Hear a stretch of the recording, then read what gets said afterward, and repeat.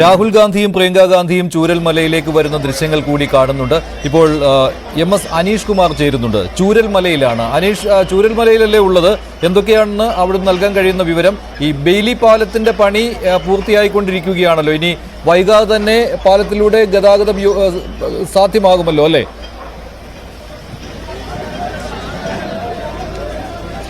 തീർച്ചയായും ബെയിലി പാലത്തിന്റെ നിർമ്മാണം ഏതാണ്ട് അവസാന ഘട്ടത്തിലേക്ക് കടക്കുന്നു. ഇതിനിടയിൽ ഇപ്പോൾ മഴ കുറച്ചു നേരമായി പെയ്യുന്നുണ്ട്. അത് നേരിയ തടസ്സം സൃഷ്ടിക്കുന്നുണ്ട് എന്ന് പറയാം. പക്ഷേ എങ്കിൽ പോലും കൃത്യമായ രീതിയിൽ തന്നെ ഇതിന്റെ നിർമ്മാണം പുരോഗമിക്കുകയാണ്. അധികം വൈകാതെ ഈ ബെയിലി പാലത്തിലൂടെ വാഹനങ്ങൾ പുറത്തേക്ക് കടക്കുന്ന ഒരു സാഹചര്യം ഉണ്ടാവും. എന്തായാലും ഈ നിർമ്മാണ സാമഗ്രികളുമായി പ്രത്യേകിച്ചും ഈ മണ്ണുമാന്തി യന്ത്രങ്ങൾ അടക്കമുള്ളവ രാവിലെ തന്നെ മറികടന്ന് അപ്പോഴത്തേക്ക് മുണ്ടകയടക്കമുള്ള സ്ഥലത്തേക്ക് പോകുന്ന ഒരു സാഹചര്യമുണ്ടായി. അവിടെ തെരച്ചിൽ പൂർണ്ണതോതിൽ നടത്തുകയും ചെയ്തിരിക്കുന്നു. എന്നാൽ കൂടുതൽ ഉപകരണങ്ങൾ ഇനിയും മറുവശത്തേക്ക് എത്തേണ്ടതുണ്ട് എന്ന് തന്നെയാണ് സൈന്യവും സർക്കാരും ഒക്കെ പറയുന്നത്.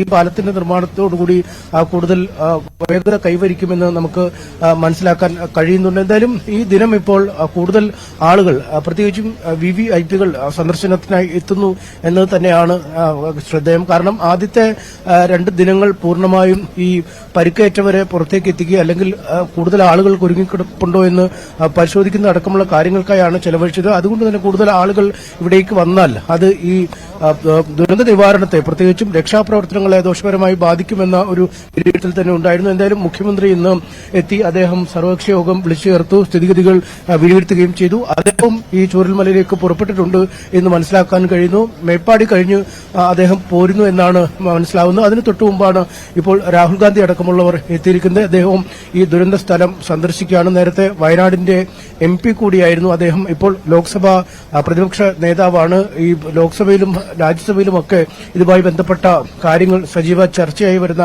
ഒരു സാഹചര്യം കൂടിയുണ്ട്. ഒരു ദേശീയ ദുരന്തമായി തന്നെ ഇതിനെ പ്രഖ്യാപിക്കണമെന്ന ആവശ്യം ഇതിനകം തന്നെ കേരളത്തിന്റെ ഭാഗത്തു നിന്നും ഉയർന്നു കഴിഞ്ഞിരിക്കുന്നു. കാരണം അങ്ങനെയെങ്കിൽ കൂടുതൽ നഷ്ടപരിഹാര തുക ലഭിക്കുകയും ഈ വീടുകളും സ്വത്തുവകകളും ഒക്കെ പൂർണ്ണമായി നഷ്ടപ്പെട്ടവരുടെ ഒരു പുനരധിവാസം എന്നതിനെക്കുറിച്ചുള്ള ചർച്ചകളും ഒക്കെ സജീവമായി തന്നെ ചെയ്യേണ്ടതുണ്ട്.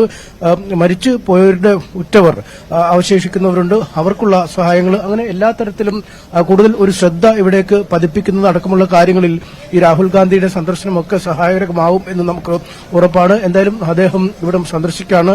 നേരത്തെ ഷാഫി പറമ്പിൽ MP അടക്കമുള്ളവരും സ്ഥലത്തെത്തിയിരുന്നു. അവരും ഈ സ്ഥിതിഗതികളും രക്ഷാപ്രവർത്തനവും നിലവിൽ ഇവിടെ നടക്കുന്ന പ്രവർത്തനങ്ങളുമൊക്കെ വിലയിരുത്തുകയും ചെയ്തിരുന്നു. എന്തായാലും ഇത്തരത്തിലൊരു ഓഡിറ്റിംഗ് അനിവാര്യം കൂടിയാണ്. കാരണം എന്തൊക്കെ കാര്യങ്ങളാണ് ഇവിടെ ചെയ്യുന്നത്, എന്തെങ്കിലും പോരായ്മകളുണ്ടോ, ഇതേ രീതിയിൽ തന്നെയാണോ കാര്യങ്ങൾ മുന്നോട്ട് കൊണ്ടുപോകേണ്ടത് എന്നടക്കമുള്ള കാര്യങ്ങളെക്കുറിച്ചുള്ള ഒരു പരിശോധനയും ഈ കൂടെ നടക്കും. എന്തായാലും അല്പസമയത്തിനകം മുഖ്യമന്ത്രിയും ഇവിടേക്ക് എത്തിച്ചേരും. മഞ്ജുഷ്. ശരി അനീഷ്, ചൂരൽമലയിൽ നിന്ന് മുണ്ടക്കയിലേക്ക് പോവുകയാണോ രാഹുൽ ഗാന്ധിയും പ്രിയങ്ക ഗാന്ധിയും? ഇപ്പോൾ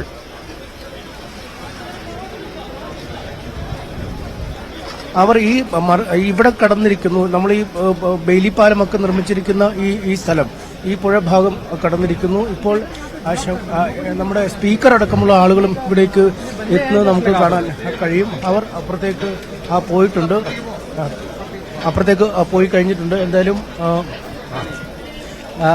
അവരും എത്തിയിട്ടുണ്ട്. ശരി അനീഷ്, രാഹുൽ ഗാന്ധിയും പ്രിയങ്ക ഗാന്ധിയും ചൂരൽമലയിലെത്തി. രണ്ടുപേരും മുണ്ടക്കയിലേക്ക് പോവുകയാണ്. താൽക്കാലികമായി ഒരു നടപ്പാലം അവിടെ ഉണ്ടായിരുന്നു, അതിലൂടെയാണ് ഇപ്പോൾ അവർ മറുകരയിലേക്ക് പോകുന്നത്.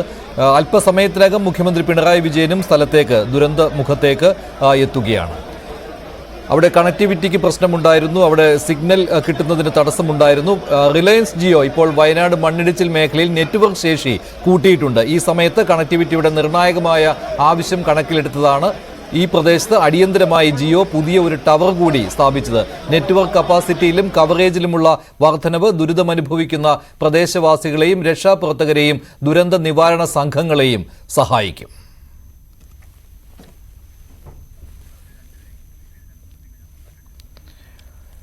അല്പസമയത്തിനകം തന്നെ ബെയിലി പാലത്തിന്റെ നിർമ്മാണം പൂർത്തിയാകും. അതുവഴി മുണ്ടക്കയിലെ രക്ഷാദൌത്യം കുറച്ചുകൂടി വേഗത്തിലാക്കാൻ കഴിയും എന്ന കാര്യത്തിൽ സംശയമില്ല. മഴ തുടങ്ങിക്കഴിഞ്ഞു. ഇന്നലത്തെ പോലെ തന്നെ കാലാവസ്ഥ. ഉച്ചവരെ മഴയില്ലായിരുന്നു, ഉച്ചയ്ക്ക് ശേഷം മഴ, വൈകിട്ടോടുകൂടി കനത്ത മഴ. പുഴയിൽ ശക്തമായ മലവെള്ളപ്പാച്ചിൽ. ഇതായിരുന്നു ഇന്നലെ കണ്ടത്. ഇന്നും അതേ രീതിയിലാണോ എന്ന് സംശയിക്കേണ്ടി വരികയാണ്. ഉച്ചയോടുകൂടി ചാറ്റൽ മഴ തുടങ്ങിക്കഴിഞ്ഞു. മുണ്ടക്കയിലും ചൂരൽമലയിലും പരിസര പ്രദേശങ്ങളിലും കൂടുതൽ VVIPകൾ സംഭവ സ്ഥലത്തേക്ക് വന്നുകൊണ്ടിരിക്കുകയാണ്. ഇപ്പോൾ സൈന്യം ഇനിയൊരു ഔദ്യോഗികമായ അറിയിപ്പ് നൽകിയാൽ ബെയിലി പാലത്തിലൂടെയുള്ള ഗതാഗതം തുടങ്ങുകയും ചെയ്യും.